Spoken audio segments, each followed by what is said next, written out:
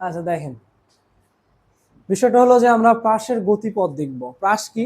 ওই যে আমরা বলছিলাম যে একটা বস্তুকে যখন আনুভূমিকের সাথে তির্যকভাবে উপর দিকে নিক্ষেপ করবেন, তখন সেটা কি এক ধরনের প্রাস বা প্রজেক্টাইল বা কি কি বলে, প্রক্ষেপণ বলে। হ্যাঁ, তো আমরা এই যে একটা বস্তুকে তির্যকভাবে নিক্ষেপ করছে, এই বস্তুটা কি হবে? স্বাভাবিকভাবে একটা পথ অতিক্রম করে কি হবে, এক উঁচুতে ওঠে, আবার কি ধীরে ধীরে নিচে দিকে নেমে যাবে। সেম ভাবে তোমরা যে বল করো, বল ধরো উপর দিকে ঢিল মারছো, ওই ঢিল মারছো যে তোমার আনুভূমিক একটা রেখা আছে, আনুভূমিক রেখা আছে না মাটির সমতল, এর একটা আনুভূমিক রেখা, সেইটার সাথে তুমি ধরো কিছু পরিমাণ কোণে থিটা কোণে তুমি উপর দিকে নিক্ষেপ করছো। এই যে নিক্ষেপ করছো, ও যে গতিপথটা, ও যে যে পথ দিয়ে গতিশীল ছিল, সেই পথটা আসলে কেমন হবে সেটা আমরা দেখবো। যে দেখাও যে প্রাসের গতিপথ অধিবৃত্তাকার। কি? অধিবৃত্তাকার। এখন অধিবৃত্তাকারের একটা সমীকরণ আছে, সেটা হলো y equal to bx minus cx square. আমরা যদি কোনোভাবে এই সমীকরণের সাথে মিলাই নিয়ে আসতে পারি, তাহলে আমরা বলবো যে না ঠিক আছে, এই প্রাসের গতিপথ এই সমীকরণের সাথে যেহেতু মিলে যায়, তাহলে সেটা আসলে অধিবৃত্তের সমীকরণ। কথা বুঝছো কিনা? এটা হলো অধিবৃত্তের সমীকরণ। আমরা যদি প্রাসের গতিপথ এরকম সমীকরণের সাথে মিলে নিয়ে আসতে পারি, তাহলে আমরা বলবো যা একটি অধিবৃত্তের সমীকরণ। প্রাসের গতিপথ হচ্ছে একটি অধিবৃত্ত বা প্যারাবোলা। আসো এখন দেখো, আমরা ধরে নিছি একটা বস্তুকে ইউ আদিবেগে নিক্ষেপ করছি। কি করছি? ইউ আদিবেগে, মানে প্রাথমিক অবস্থায় কোনো বেগই ছিল না। ছিল? প্রাথমিক অবস্থা বেগ ছিল। ইউ হলো প্রাথমিক অবস্থার বেগ। কথা বুঝছো? আদিবেগ মানে হলো ইউ হলো প্রাথমিক অবস্থার বেগ। এই পাশে কেন লেট কেন? তো যে কোনো বলকে ধরে নিলাম আদিবেগটা, আমরা ইউ আদিবেগে ওই বস্তুটাকে কি করছি? নিক্ষেপ করছি, উপর দিকে নিক্ষেপ করছি। সময় ধরলাম যে টি সময়, সে যে পড়বে, সে যে যাচ্ছে, সময়টাকে টি ধরছি। অভিকর্ষ স্তরণ কি? অভিকর্ষ স্তরণ যে আমরা ধরছি জি, তার মান কত? 9.8। যে কোনো বস্তু নিচের দিকে পড়ে কোন আকর্ষণ বলের কারণে? অভিকর্ষ স্তরণের কারণে। কথা বুঝছো? যে কি হয় যে অভিকর্ষ স্তরণ কিসের কিসে কাজ করে? নিচের দিকে কাজ করে কিনা বলো? এই অভিকর্ষ ত্বরণের কাজ কি? নিচের দিকে কাজ করা। আর ত্বরণের কাজ কি? ভার্টিক্যাল বা আনুভূমিক বরাবরের যে কাজ করে। ত্বরণ ত্বরণ হ্যাঁ, বেগ বৃদ্ধি করে। বেগ বৃদ্ধি করে কোন দিকে বলতো? এই দিকে না? রৈখিক গতি। রৈখিক গতি আমি বলছি না একমাত্রিক গতি। রৈখিক গতিকে বলবো আমরা একমাত্রিক গতি।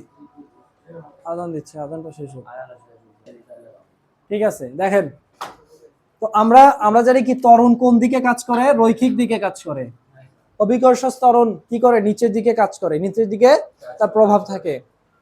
তো আমরা যে কোনো বস্তু যদি আপনি তির্যকভাবে নিক্ষেপ করেন, এর দুইটা উপাংশ পাওয়া যায়। এর দুইটা উপাংশ পাওয়া যায়। যেমন সে যদি ভূমির সাথে থিটা কোণে, মানে থিটা কোণে কি হয়? নিক্ষেপ হয়। ধরলাম সেই বস্তুটার বেগ হলো ইউ। সেই বস্তুটার বেগ কত? ইউ। তাহলে দেখেন তো, আনুভূমিক বরাবর যে বেগটা থাকবে, সেই বেগটা কি বলেন? কথা বলেন না, খুব গুরুত্বপূর্ণ জিনিস। আপনারা রেভার্ট খাবেন যদি মনে করেন যে এগুলো না বুঝেন। কথা বুঝছেন? রেভার্ট খাবেন কনফার্ম, এটা ধরে রাখেন। আপনারা ভাবছেন এটা হাই স্কুল? আপনাদের বড় ভাইদের রেজাল্টের খবর শুনে আইসেন, ঠিক আছে? সবাই আপনাদের মতোই করছে। তারপরে কি রেফার 2-3টা করে ড্রপ অনেক বেশি। থামেন, এমন জিনিস বোঝাচ্ছি, যদি আজকে বুঝেন, যদি আজকে না বুঝেন, এই বিষয়টা পরীক্ষার আসলেও দিতে পারবেন না যদি না বুঝেন।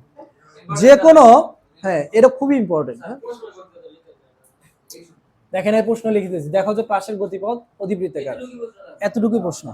আচ্ছা দেখেন, একটা বস্তুকে একটা আমরা যদি যদি ইউ আদিবেগে যদি উপর দিকে নিক্ষেপ করি, তির্যকভাবে নিক্ষেপ করি, ধরেন সেটা আমরা থিটা কোণে নিক্ষেপ করলাম। আনুভূমিকের সাথে সাথে একটা কোণ থাকবে না? থিটা কোণে নিক্ষেপ করলাম, তাহলে এর বেগ আমরা আনুভূমিক বরাবর একটা পাবো, উল্লম্ব বরাবর আরেকটা পাবো। যেমন দুইটা উপাংশ পাবো, যে কথাটা বলি যে দুইটা উপাংশ পাবো। তাহলে ভূমির সাথে সম্পর্ক কার? cos থিটা না? cos থিটার সমান আমরা কি জানি? ভূমি ডিভাইডেড কি? অতিভুজ। এটা কি অতিভুজ না? আর এটা যদি আমরা ত্রিভুজ ধরি, এটা কি হবে বলেন? এটা যদি ও, এটা যদি এ ধরি বলেন, তাহলে কি? ভূমি ডিভাইডেড অতিভুজ। ও এ ডিভাইডেড কত হবে বলেন? ও এ ডিভাইডেড কি? অতিভুজ কি? ইউ না? অতিভুজ ইউ। তাহলে ও এ সমান কত আসবে বলেন? U cos theta. U cos theta, সূত্র না, এটা কি সূত্র আমি বলছি, এটা সূত্র যে কস থিটা ইকুয়াল টু ভূমি ডিভাইডেড অতিভুজ। তাহলে এখানে অতিভুজ হিসেবে কাজ করতেছে কি, সেই ইউ আদিবেগ, ইউ আদিবেগ যাচ্ছে, এবং এখানে আমরা ধরে নিলাম আমরা যে কোনো বল প্রয়োগ করলে দুইটা উপাংশ পাই, একটা উল্লম্ব বরাবর আর একটা কি ভূমি বরাবর। তাহলে এই ভূমি বরাবর উপাংশটা পাবো, দেখেন cos theta equal to O A divided ইউ, ও এ কি অতিভুজ, কি ভূমি ডিভাইডেড অতিভুজ না, এখানে ভূমি কি ও এ, অতিভুজ কে এটা, এটা ধরেন যে আপনি ও বি ধরেন, ও বি সমান কি ইউ না, তাহলে ও এ ডিভাইডেড ইউ। তাহলে এখানে ও এর মান যদি বের করতে চান তাহলে দেখেন তো ইউ cos থিটা হয় না, ইউটা এই পাশে ভাগ ছিল ওই পাশে গেলে গুণন হয়ে যাবে, তাহলে এইটুকুর মান কত পাবেন বলেন, ইউ cos থিটা। এটুকু বুঝছেন কিনা, এটুকু কি তার বেগ, কথা বুঝছেন, এটুকু তার বেগ। এবং উল্লম্ব বরাবর দেখেন উল্লম্বের সাথে সম্পর্ক আছে sin থিটা ইকুয়াল টু লম্ব ডিভাইডেড অতিভুজ, লম্ব ডিভাইডেড এই এখানে ত্রিভুজে লম্বকে বলেন এ বি না, লম্ব ডিভাইডেড লম্বকে এ বি না, আর এইটুকু মানে কি এটুকু ও, এটা হলো এ ধরেন এটা এরকম, এটা হলো সি ধরেন, দেখেন তো ও সি আর এ বি সমান কিনা, ও সি সমান এ বি এটা সমান কিনা, দেখেন ও সি সমান এ বি কিনা, ও সি যেটা লম্ব যতটুকু, এ বি লম্ব একই সমান না, একই সমান, তার মানে এইটুকুর মান বের করা মানে এইটুকুর মানও বের করা। তাহলে এইটুকুর মান sin থিটা ইকুয়াল টু আমরা বলি কি লম্ব ডিভাইডেড অতিভুজ, তো এটার লম্ব কি এ বি না, অতিভুজ কে ইউ না, বলেন তো ইউ না, এ বি সমান আমরা কি পাই বলেন, এ বি সমান আমরা পাই হলো ইউ sin থিটা। তাহলে এ বির প্যারালাল কি এটা না, সমান্তরাল এটা না, তো সমান্তরাল কি সমান হবে না, তাহলে কি এটা কি হবে ইউ sin থিটা। এটা কি বেগ পাইলাম, উল্লম্ব বরাবর বেগ, আর এটা কি ভূমি বরাবর বেগ। এখন আসেন প্রাসের গতিপথ আমরা বের করব, তাহলে এটাই দেখেন বলছি যে এর বেগ কোন দিকে, দেখেন এর বেগ কি ইউ cos থিটা আনুভূমিক বরাবর এক্স অক্ষ বরাবর, এবং মানে উল্লম্ব বরাবর ইউ sin থিটা, কথা বুঝছেন। আচ্ছা এখন আসেন আনুভূমিক দূরত্ব, দূরত্বের একটা সংজ্ঞা আছে তৃতীয় অধ্যায় পড়ে আসছেন, s equal to u t plus half g t, half a t square পড়ছিলেন, এটি স্কোয়ার, বাট এটা কিন্তু ত্বরণ না, এটা কি অভিকর্ষ ত্বরণ। আমরা এই ক্ষেত্রে একটা বল যদি নিক্ষেপ করি ওইটা কি শুধু কি নিচের দিকে যায় উপর দিকে যায়, ওটার লক্ষ্য কি যে উপর দিকে যাবে না হলে নিচের দিকে পড়ে যাবে, বিষয়টা এমন না। তার মানে উপর দিকে যায় কোন কোন এয়ার কারণে, অভিকর্ষ ত্বরণ না, তার বিপরীতে কাজ করতেছে। অভিকর্ষ ত্বরণ কি করে, যে কোনো বস্তুকে পৃথিবীর দিকে নিচের দিকে আকর্ষণ করে এবং ফেলে দেয়, আর আমরা যদি তার বিপরীতে দেই তাহলে অভিকর্ষ ত্বরণের বিপরীতে কাজ করলাম না আমরা। আচ্ছা আসেন তাহলে সূত্র কি, s equal to u t plus half g t square, সূত্র এটা সূত্র। সেম ভাবে এটা আমরা এস এক্স বললাম, এস এক্স মানে দূরত্ব কোন বরাবর, এক্স বরাবর আনুভূমিক দূরত্ব, u t plus half g t square, বস্তু যখন উপর দিকে নিক্ষেপ করব তখন কি সেটা কি ত্বরণ হবে না অভিকর্ষ ত্বরণ হবে, অভিকর্ষ ত্বরণ। তাহলে আমরা জি দ্বারা প্রকাশ করি, অভিকর্ষ ত্বরণ জি। এখন এখানে দেখেন ইউ এটা কি আদিবেগ না, আদিবেগ না, এখানে আদিবেগ কত বলেন, ইউ cos থিটা না, ইউ cos থিটা বসাইলাম ইনটু টির মান টি প্লাস হাফ। একটা জিনিস দেখেন অনুভ্রমিক বরাবর অভিকর্ষ ত্বরণ কোনো কাজ করে না, কি ত্বরণ শুধু ত্বরণ কাজ করে,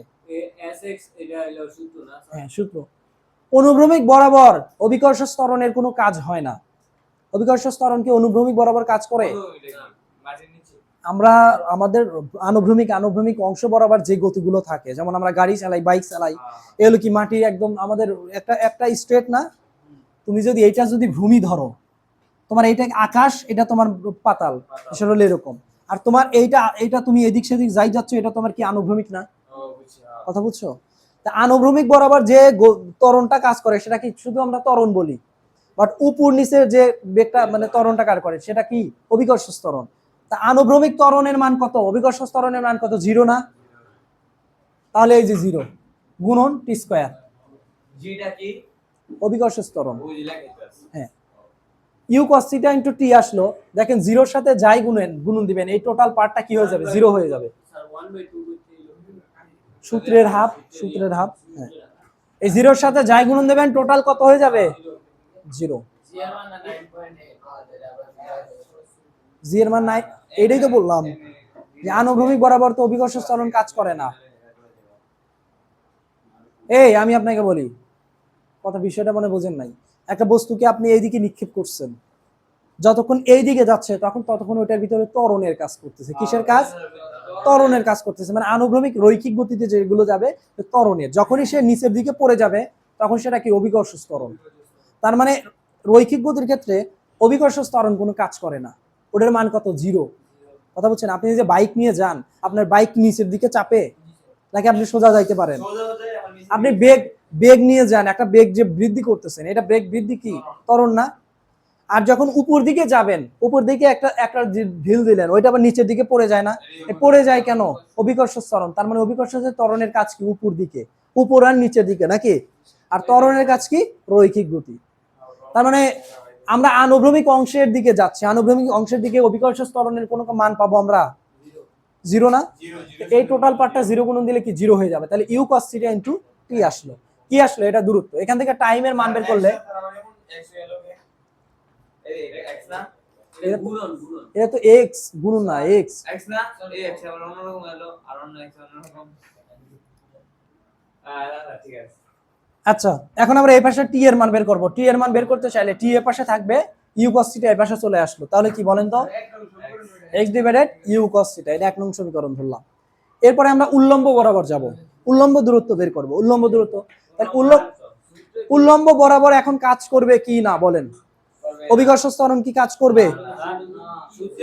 কে বলছে কাজ করবে না?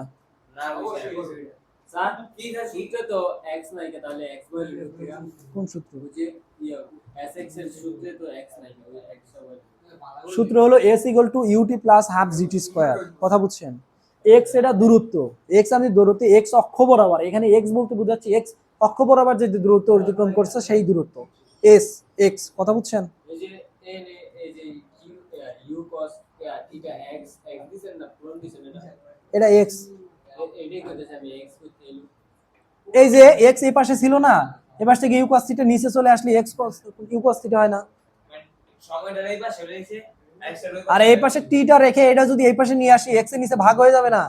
এটা তো স্যার বুঝছি, কিন্তু উপরের যে এই জায়গায় তো ওই সূত্রের, আমি কইতে সূত্রে তো x নাই, গেতে নিচে দিয়ে কোন সূত্রে x নাই? এটা কি কোথায়? এখানে x নাই, এটা x, এটা সূত্রে x, এটা বুঝছেন? এখন এই যে এই সূত্রের মধ্যে তো কোনো x নাই কা, এই এখানে না হয়, এই যে এই লাইনের মধ্যে কোনো x নাই, কিন্তু এই লাইনের মধ্যে t এর লগে যে x লাগাইছে, এটা তো গুণ। বুঝেন বুঝেন বুঝেন বুঝেন, আপনার প্রশ্ন আমি বুঝছি, কিন্তু আপনি বিষয়টা বুঝতেছেন না। হ্যাঁ, বিষয়টা হলো যে এখানে তো আমি x রাখি নেই, এখানে কি x আছে? দেখেন তো, u cos থিটা * t, এখানে x আছে। এই পাশে কি x ছিল? ছিল কিনা? তো এই পাশে x x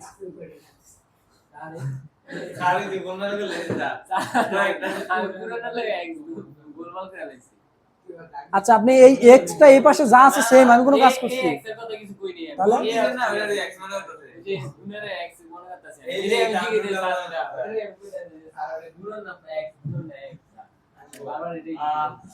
তাহলে এখন থেকে এক্স আর গুণন বড় করে দেওয়া লাগবে, ঠিক আছে? আচ্ছা, টি এই পাশে চলে আসলে কি হবে? x divided u cos theta. উল্লম্ব বরাবর দূরত্ব, এখন বলেন তো, উল্লম্ব বরাবর অভিকর্ষ ত্বরণ কাজ করে কি না?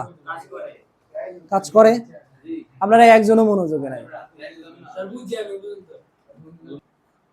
তো এখানে দেখেন, উল্লম্ব বরাবর আমরা দূরত্ব বের করব। উল্লম্ব বরাবর দূরত্বকে আমরা ধরছি y, এই y বের করব। এখন আমরা উল্লম্ব বরাবর দূরত্বকে আমরা y ধরলাম, y = কি?